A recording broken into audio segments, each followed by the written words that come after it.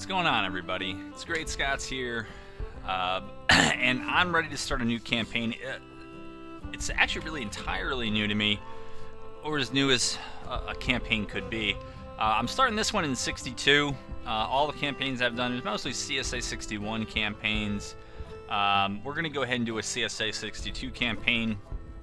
I'm looking to make it a bit more challenging and maybe make the battles a bit more, increase the scale of the battles, make it more interesting, and I gotta learn more. And if they're a lot of smaller skirmishes as I've had in the 61 campaigns, both Union and CSA, it's not that fun. So the policies I'm gonna try this time around are King Cotton Industrialization and Southern Pacific Railroad. Actually, no. I think I want to try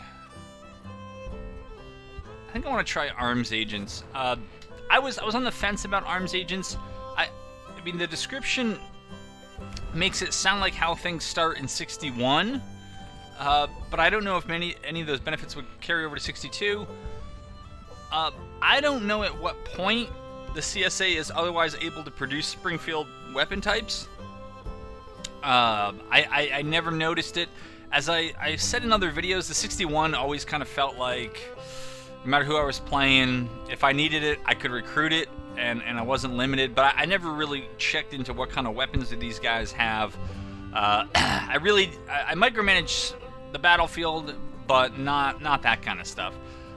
So I'm gonna go with these three. I think these, certainly King Cotton Industrialization, I think provides solid long-term benefits, even though I don't know that this will necessarily go long. Old Dominion, as I've said, it just doesn't seem to get me anything I'm not going to get anyways. Slavery to the West, it seems to get less now than before. I have to go back and look at this, I know. But I thought Slavery to the West used to give you recruitment in both New Mexico and Arizona. And now it looks like it's just New Mexico, which I'm pretty sure I used to get anyways, because the New Mexico territories in the 61 campaign always seceded in February 1861, and so maybe it's just that there's more recruits. I don't know. I'm not going to Kansas a slave state. Maybe I was thinking about maybe I should, to test to see whether I think there was a reported bug where it wasn't changing over for some people. I think in the last campaign I did the test of what happens when both sides choose. Kansas is one of theirs, and I think the Union won the tie. And so I don't feel like throwing something into it. But it also just seems like if you get Kansas, the recruitment available in there was pretty paltry. There weren't that many towns. It just didn't seem worth it to me. I was going to take Apostles of Disunion, but I always take Apostles of Disunion. And the reason why I'm not taking it, the primary reason, is I want to see if I can still get all the states to secede that I normally could in the 61. So that means I want to make sure that I can get Missouri out. I want to make sure that I can get Kentucky out, if we can get into Kentucky. You can see this is the map in 62. We have to get into Kentucky before we can get it to secede. It's not there yet. And so I want to see if not having Apostles of Disunion enables me to still get those. I think Kansas I've pretty much written off in my mind because I'm not selecting it. I guess we'll see. But if I can still take Missouri and Kentucky, then I'm less likely to take Apostles of Disunion in the 61 campaigns in the future, because then they're not really giving me anything that I don't get. If I can still get those states without it, it's kind of a wasted policy. Go for something else. Filibustering, I've already commented on this. It's kind of like Native Allies and Slavery to the West. It's just additional recruitment slots, but it's from really far away. I believe in the past it took a long time for those regiments to show up. Battalions, whatever they are, it depends, to show up, so no thanks. And this was the other one I was seriously considering, before Arms Agents as my third one. Again, Trade to the West, it doesn't seem like it's going to be that great. It doesn't say that the railroads would be upgraded, but I'm assuming that having the Southern Pacific Railroad built just means that the railroads are upgraded early on. But trade over the course of the game is one of those long-term benefits that I don't think I can get without this. And as I've said in other videos, I want my policies to get me something that I'm not otherwise going to get. what does... So I guess the union... I clicked them through... I guess they're on random. I don't consider these terribly challenging. I mean, additional recruitment, I don't think it's going to be a problem. These... It's kind of the inverse of Apostles of Disunion. You know, actually, I would keep this one, because playing as the Union player, it always seems strange that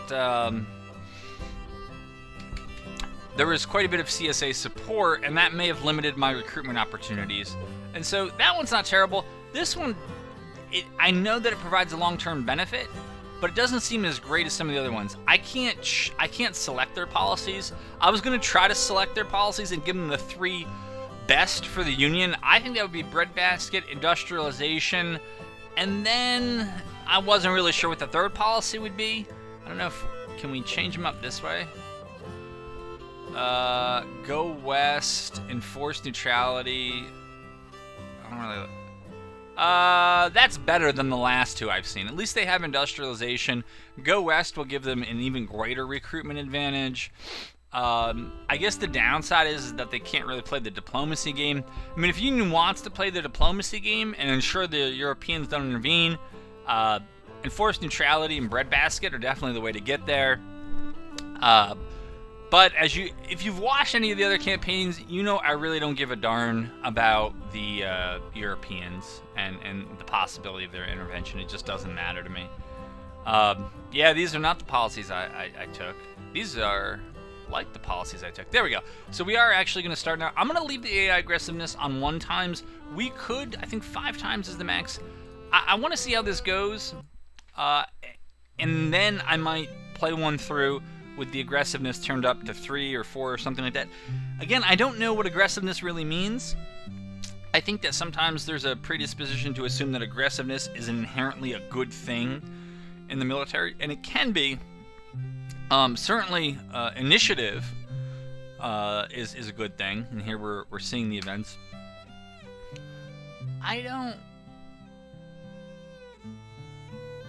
Okay. I think it would be cool if they also gave the history of what the other side was doing in here. It would only be a small insertion, and it's all fluff anyways. Yeah, okay, we get it, yeah. We don't really need that, but I need this. I have not looked at this. I did not test this before I got on here. So this is a raw start. British intervention's at 30%. It's not too great for us as the CSA. Morale, national morale support, morale of armies is good. I'm just looking back to the last video of the Union campaign, and these numbers were in the toilet all the way up, well, for the most part up here, particularly for the Union, and they'd been, you know, crushing it. Alright, battles won. Military experience here is at least up. Total casualties are slightly higher on our side, which is rough because... Wow, men feel... So I think this is double what they just told me. I think they told me I had about 170 something, and the Union had 200 and something, and now we're in here and it's reporting double. So up here on the top right, you should be able to see where the cursor is. I think this is different than the normal campaign. This has Arizona joining CSA in 1862, and no word yet about New Mexico. I can probably find out where things are if I just try to recruit something, which I'm not really seeing an option. Is this it? Yeah, that's it. Is New Mexico in here? No. New Mexico territories don't show up at all in here for either side. Oh, no, I lied. It's just out of alphabetical order. It's down here. Yeah, we could get, what is that? I think artillery is 350. So, yeah, we can, just not much. I don't know whoever has Colorado territory. It must just be a Union thing by default. I don't know how it would work because it's not on the map. But before I get into that, I got to see what policies we're dealing with here. So first we have 6 out of 7. Finances, okay. First of all, I want this all the way up. I want this all the way up. I want this all the way up. I don't care. We're not going to win that. That's that. Policies. Let's see what's possible, and we'll turn this down if we don't need it. Diplomacy. I could not care less. The British holding out that carrot of. I thought I chose industrialization. Maybe I didn't. I thought it was one of my policies, but I guess that doesn't mean the technology is research, which is always a bit strange to me. What do we have? We go up to King Cotton 3. Which I'm probably going to do anyways. I just got to think through the other policies that I want, and so we need one more for Industry 2. That would bring us up to 8 out of 10. I'd like Industry 3. That would be 9 out of 10. And if I choose King Cotton 3, that puts us at 10 out of 10. Which is normally the way I go, because those are the ones, that's where I see the benefit. I also like government funding. I've not had good luck with creating new divisions within Corps or corps within armies in the past. This starts with the second level already enacted, so I think I'll go with that. I think I'll take King Cotton 3. The finances, we have a surplus at the moment, though I have a feeling with the radical change in leadership from digital Jeff Davis to me, there might be a significant increase in recruiting. That might be the way it goes, but maybe not. Alright. If you've already watched a 62 campaign, yeah, I mean, maybe this episode isn't worth it, because you already know how it starts. I have not. I haven't watched one. I haven't played one. I have no idea what I'm up against. Army of the Southwest? That looks like an engagement I'll take. I don't know what this means, those kind of spiky things. I thought that was something that navies used to do. When are we? Okay, we're March 4th.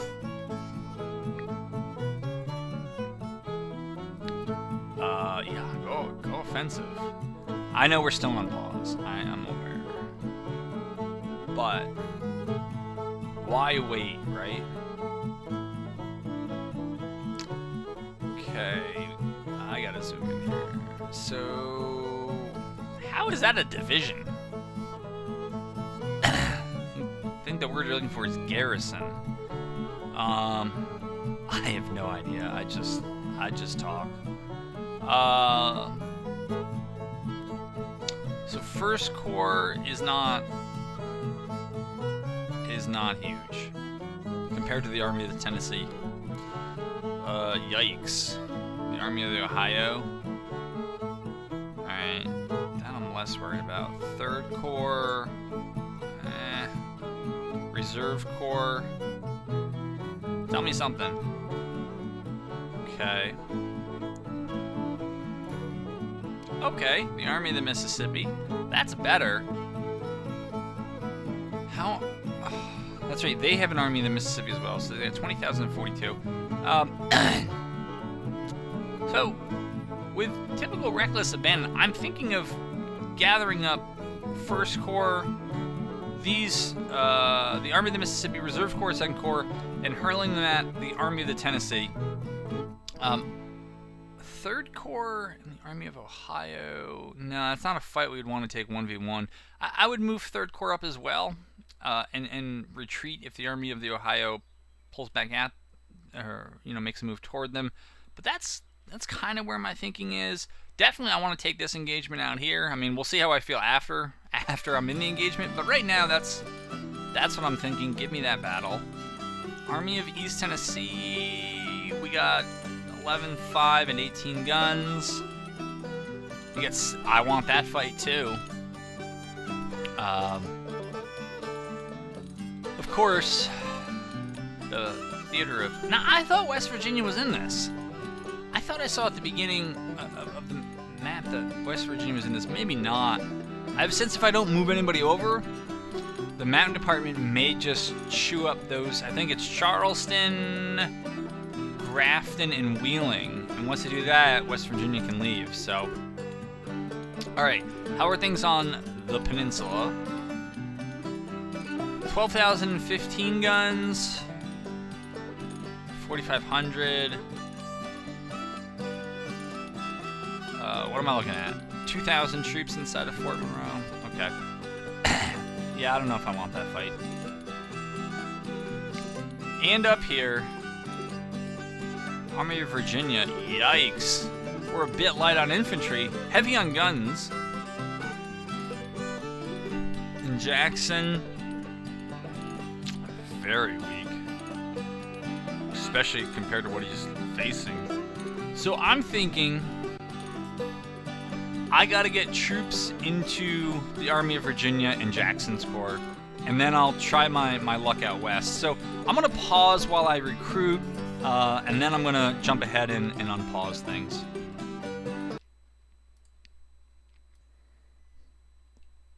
Alright, I'm back. I'm ready to unpause it here. So as we watch this all go forward, what I decided to do was, sure enough, I'm gonna throw Van Dorn at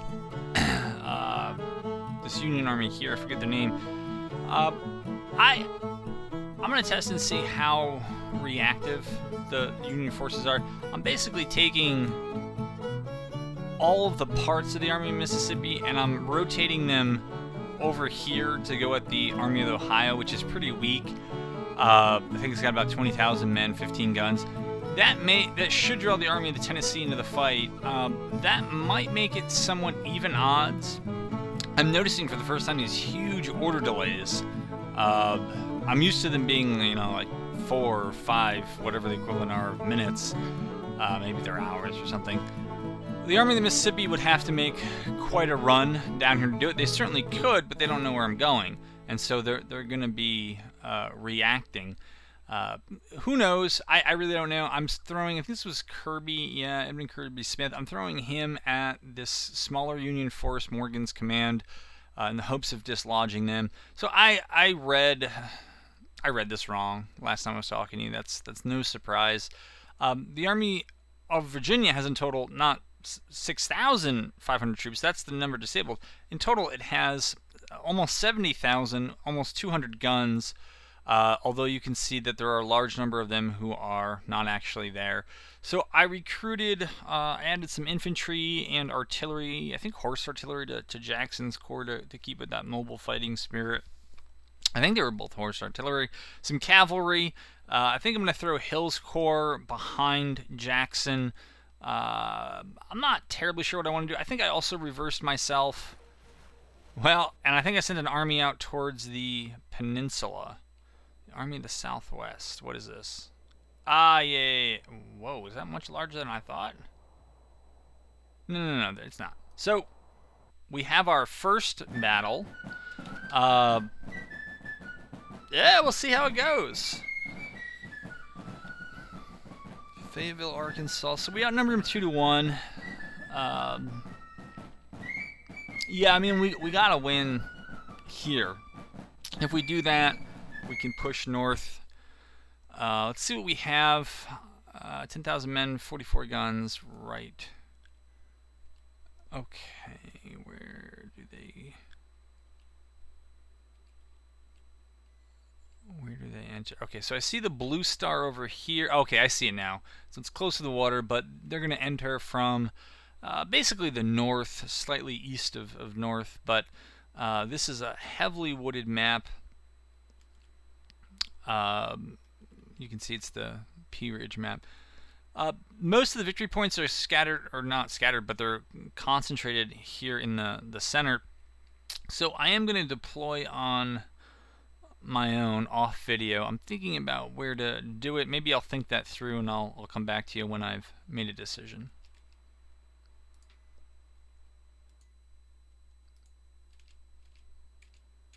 So we are in. We've had a chance to start up, and I guess we can move things along a little bit faster here.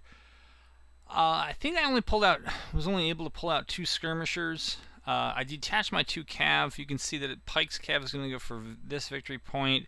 McIntosh is he should be going, I don't know why his movement orders are no longer showing up. He's supposed to go here. And then I was going to try to have him go up to, well, there.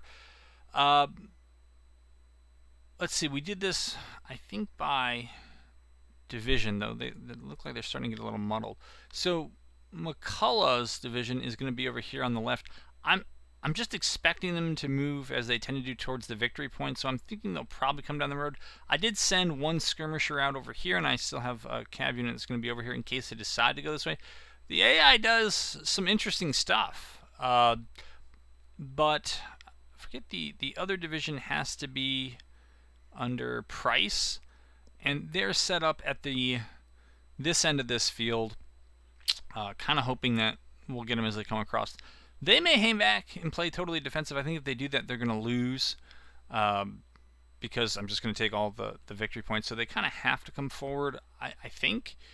But we'll find out once we can find them. So we'll move this all the way up to 10 times speed. We can see the units, some of the cav is starting to capture their objective. There's going to be okay, so we know where the order is, so I'm not going to pull that cav unit further away. Rather, I'm going to try to get them a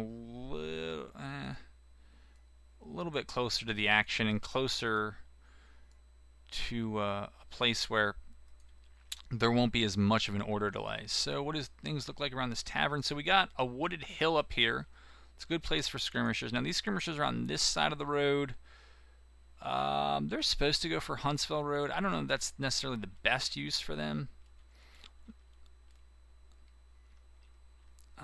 We're moving up. It looks like we should, I mean, famous last words, we should arrive in time, and they are sending the cavalry, or no, I'm sorry, that's infantry. I thought that they were moving down the line. They have now stopped at Elkhorn Tavern.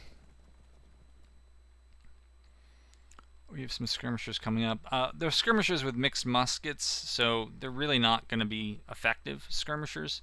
Looks like they're sending... Is this going to be... Yeah, good. So it is a detachment, so the AI is playing the smart. These guys actually have Enfields, so you can see they have significantly better range. We'll see how that engagement goes.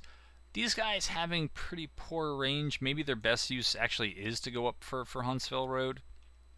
I don't see them being able to do much in combat, especially with the rest of the army is not engaged. If I can engage them, it might go much better. And then we'll just bring them in from the rear or something like that. But leaving those skirmishers against their line infantry and artillery, that's a losing proposition. All right, McIntosh is coming. He's going to be kind of close to helping with the Elkhorn Tavern, the hill just above it. I mean, it's not a good position for artillery.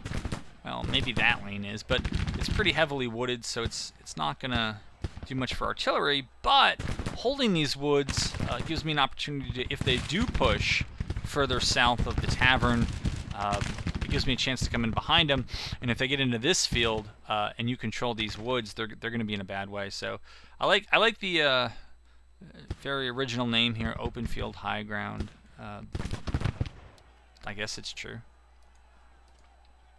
I want these guys to square up with the skirmishers they're shooting.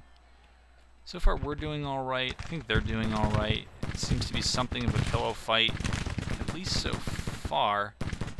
Okay, they kind of disappeared there. They have slightly larger detachments, it looks like. It looks like they have 320 men in their 322 men in their detachment. That's interesting. I've never seen a skirmish unit with more than 300, or less than 300 originally. So that's just, it's different. Does McNair have any other good targets? It doesn't look like it. I mean, he's not going to do much. Right? He's just not. Those are... I'm not going to be able to get artillery up there, but if you could get artillery on that ridge, looking down at this force, that would be a very nice spot. It'd be a slow go for infantry to get back there. You could put your own infantry in to fight them as they come. I think we're losing this engagement. I'm not sure that's right. It looks like we are. So we're gonna give up some range for cover, and we're gonna get McIntosh's cavalry up here, and Pike is in the process of arriving. We'll bring Pike in here, so he might be able to support something on the road as well. See what the cavalry or the line infantry and artillery situation is. So I think this was Price's group. Yeah. For some reason, Price did not stay with this unit. There was this the Telegraph Road was a perfect way to stay with him. I don't know why he left that up. Okay, so it says okay, they are crouching. We've put a few more casualties into them, but not many. All right. I want to watch Herbert's detachment to try to make sure they don't rout. I also got to... Okay, McNair's way up there. I'm going to bring him around, because again, he's not really going to do too much good where he is. It looks like they're now pushing off over here. I don't know if that makes sense. I guess we'll find out. It looks like we have them to the point where their morale is compromised. They've got that red, and now they are falling back. So, yeah, not much going on there, but we did clear that.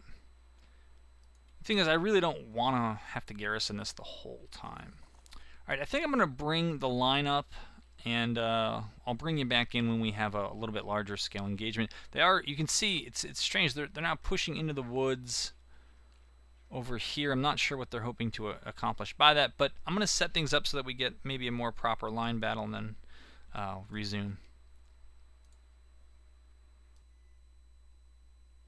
So we have a bit more action. Not a lot, but a bit. Maybe this is the best view to see some of it. McNair ran all the way around them, captured the victory point behind them. They began shelling both my artillery units. You might have saw that before I paused the video. So I drew the cavalry back, so they were on the reverse of this hill. Had them laying down for a while. McIntosh's guys have great range. Pike's men do not. And so they're kind of in the wrong position. Pike's men is probably still a little close, but I wanted the two groups together. I've now moved up. Both skirmishing units are kind of together, and I'm bringing them in on my left. We're getting a kind of crescent in their flank in the enfilade fire, and they've gradually moved up. It looks like they're going to try to take this hill as I'm marching through the field, which is not a terrible plan, but also one that it's kind of what I would have done. And so my thinking was get my infantry up. You can see that this is the horse artillery. They're already up, and so they're going to have a bunch of juicy targets. Maybe they're not switched to fire. No, they are on fire at will. They're just... maybe they don't have the will yet to do it. I don't know. Somebody... well, that's us getting shot, I guess. That's not them shooting us. But I'd like a line in this wood line, also kind of shielded behind this hill. Right? It's hard for the artillery to shoot over that hill down onto us while we're in a forest. Then Price's larger division, which is apparently the route Van Dorn went with him, they're lining up, I think approximately at the back of this farm is going to be the line. We'll see if... yeah, you can see that's what the line is going to look like. So there is this kind of gap in the center, which they are marching toward. Maybe it's a good play on their part. I guess we'll have to fight it out and see if that's the case. I am concerned how far away some of these units are. It's still... I'm trying to complain less. It is a good game and I like it, but it is just so annoying when these commanders are all the way back. I mean, he should be right about where this horn is over here. That would put him approximately the midpoint of where his men are, and if it really wanted to be efficient, just move them up to kind of the weighted midpoint, which would really give us a hand. So these guys aren't going to do anything if they're way back there, so we might as well move them in. My artillery is finally online and firing at something. All right, it looks like my artillery back here is in all the right places. I'm a little surprised that our morale, we kind of came into this stable, and it's not necessarily surprising that we're stable, but I'm surprised it's not higher, determined, or something else like that. Anyways, that's what I would have thought. Alright, McNair's detachment is not yet being chewed up. Alright, these guys are, and I think given the volume of fire, this is something I started experimenting with, was giving our skirmishers better defense, since I tend to use them for delaying actions rather than to inflict a large number of casualties. I mean, if they do that, that's great. Actually, I do not want to move up further. That's a myth that I perpetuated. No, as tempting as it is, I don't really want to do any of that. I want to wait for this force on the right to get set up, because that really is where the numbers are. Okay, good. They're firing. I actually don't know how the fight is going. All right, so 400 casualties on their side, 131 on our side. Again, any number is potentially high, but I think with them going in the center, I think I'm going to order the infantry to press their right, the cavalry and infantry over here to press their left, and you know, collapse on them in that way. So, because they're really making a beeline for the center and this kind of unguarded artillery back here, so it's not really where I want to be. It's not really where I want to be either, but I'm going to move this group up. I'm going to move this cav right up into that artillery. That probably is a terrible idea, but, you know, consider the source. But I don't know how big that battery is. It's 11 guns. It's a sizable battery. It may be a catastrophic decision to send all those guys back. I really should have ordered the folks on the end to move up first so that they all kind of get there together. Doing it this way is not ideal at all. I know that. Again, I'm trying to predict where they're going to be and where I'm going to need them. I think you all, I guess you didn't have orders. Alright. Well, you do now. I'm certain I gave you orders to move. Maybe it was these guys.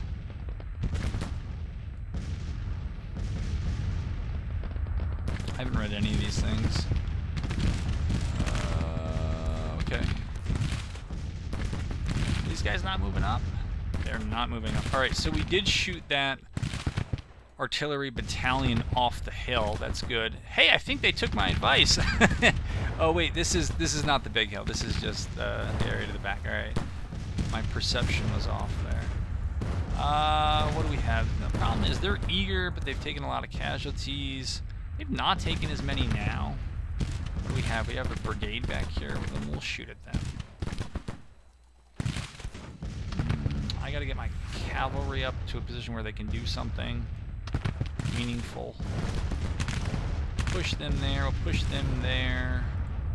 We'll push these guys. That's not where I want you. We'll put them there. What are you, out of range? Yeah, you're out of range. Well, maybe you'll be a little more in range there. Artillery's a bit far away. Maybe it was right the first time. I want kind of everything in that cone, or as much in that cone as possible.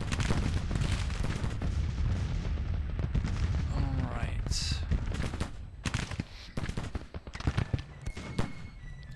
So, again, I'm not really the paragon of military tactics, but I'm not sure what the advantage is when you're outnumbered to having this force back here and kind of leading with your artillery. again, I'm not an authority on this or really any other subject, and rightfully so, but it just doesn't seem to make any sense. But then again, look, I mean, you know, I line these guys up one behind the other, so, you know. I should have done all this at the outset, I know that. These guys were well placed, just too far away to do anything. Alright, move up. Don't just stand there, move up. You need to shoot at stuff. Actually, that might be okay. Yeah, that's fine. What's going on back here? Alright, these are command, okay. Fine. How about we get you guys facing that away? Stable, but you're flashing red. I know what that means. It means you're not going to be stable for long. Let's see if this is... Let's see how this has gone. 1,100 for them, 500 for us. So I think the relative gap is closing. But they were outnumbered 2-to-1, so they can't really take 2-to-1 casualties indefinitely. Right, I need this cab unit to move. I actually kind of need both cab units to move to where they're going to be.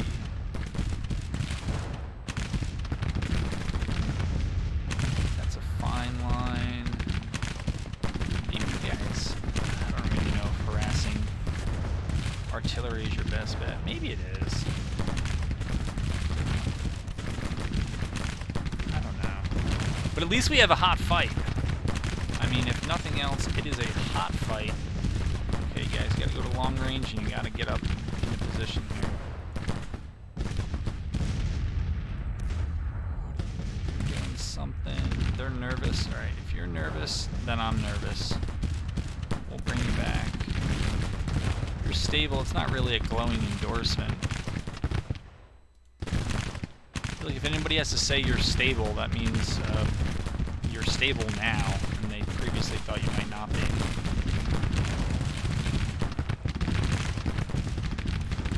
Alright, Slackers Brigade here. I know that's not aware. I'm not even sure what you guys are firing at.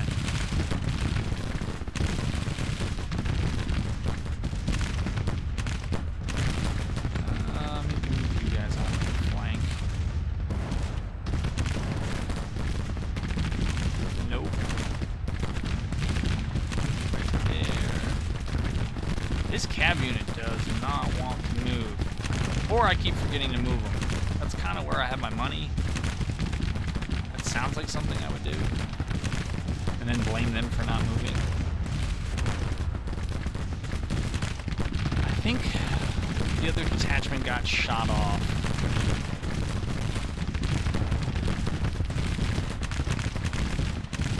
Okay, now they've been shot.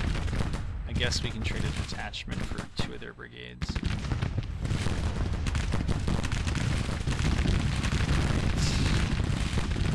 Stable now, that's a good thing. So now that you're stable, maybe we'll bring you up over there. These guys just don't seem to be having a huge effect. They have friendlies in their way. I still haven't figured out if friendly fire is on, and so I'll assume that it is, and we'll move forces around. Actually, I don't like that order. Oh, I really don't like that order. So maybe we'll just leave them, let them get there. Oh, and then they just pulled themselves out of battle just like that. We are victorious. Yeah, we did about 3-to-1 casualties. Yeah, so, I mean, that was probably the hottest battle I've fought yet.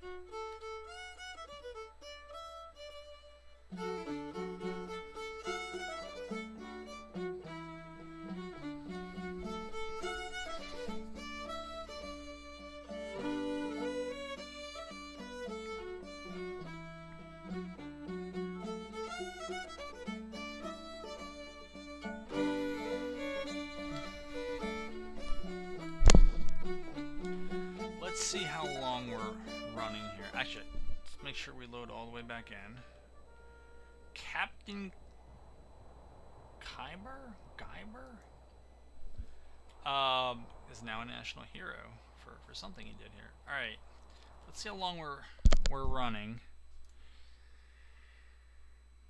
All right, we've run 40 minutes, so that's going to be the end of this. Hopefully, this campaign goes a long time because of all the battles, but that was not a bad start. So hopefully I'll see you back here in the next episode for episode 2 of the CSA 62 campaign.